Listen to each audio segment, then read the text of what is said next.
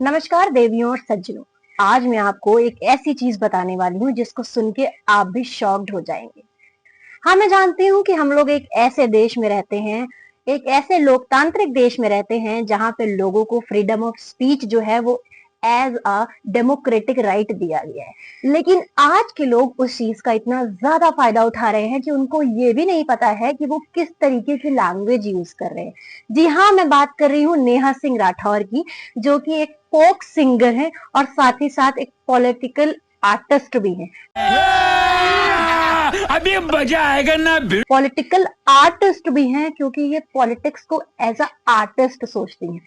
यानी ये कुछ भी नहीं करती हैं, ना इन्होंने कुछ किया है, ना मुझे नहीं लगता है कि ये कुछ करेंगी। लेकिन हाँ, उनको ये पता है कि बस ये आलतू फालतू चीजें जो है वो बहुत करती है। तो चलिए आइए इनकी एक वीडियो आपको दिखाती हूँ।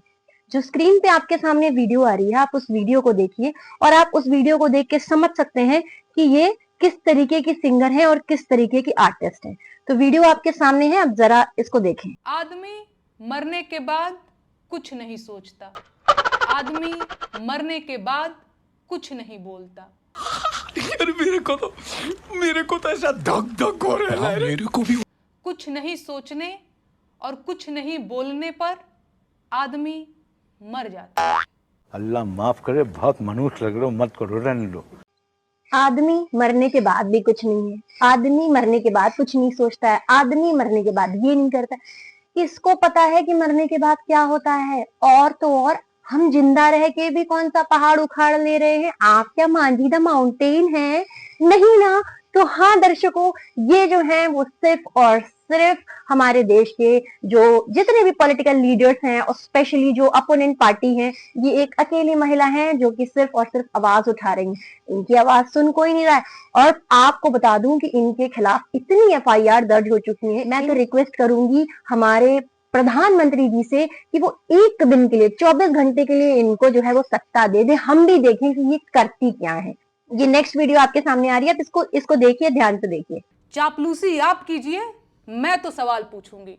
बिना रेड कारपेट बिछाए आतंकी हमले में मारे गए लोगों को श्रद्धांजलि नहीं दी जा सकती। आईटी सेल के फर्जी प्रोपेगेंडा से डरने वाली नहीं हूं।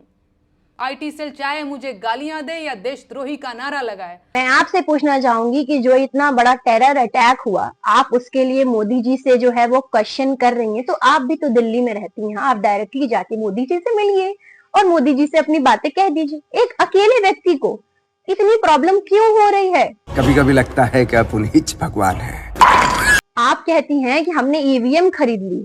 मैं यहाँ पे किसी एक पर्टिकुलर गवर्नमेंट को सपोर्ट करने नहीं आई हूँ और ना ही मैं किसी गवर्नमेंट का मतलब खरीदी हुई बंदी या बंदा हूँ। ठीक है, मेरा सवाल बस इतना सा है कि पूरे देश में सिर्फ एक लेडी को इतनी प्रॉब्लम क्यों हो रही है?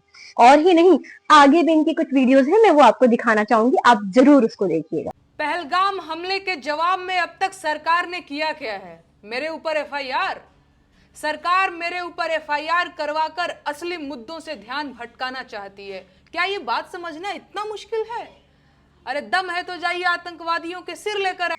तो जैसा कि मैंने आपको बताया कि इनके ऊपर ऑलरेडी एफआईआर भी दर्ज करा दी गई है, उसके बाद भी ये अपनी ऐसी वीडियोस को बनाने से बाज नहीं आ रही हैं। आप जाकर के क्यों नहीं उनको बचा लेती? आप जाके क्यों नहीं आतंकियों को ढूंढ लाती? गवर्नमेंट ने बोल तो दिया है, शूट एंड ऑर्डर का जो ऑर्डर है वो आर्मी के पास ऑलरेडी है। सारी चीजें जो है वो प्रॉपरली मैनेज हो रही है। उसके बाद भी यहाँ पे कुछ लोग ऐसे हैं जिनको बहुत सारी प्रॉब्लम होती है। तो ये है आज की वीडियो। अगर आप ऐसी और मनचाही वीडियो देखना चाहते हैं तो प्लीज लाइक, कमेंट और शेयर और चैनल को सब्सक्राइब कर दें।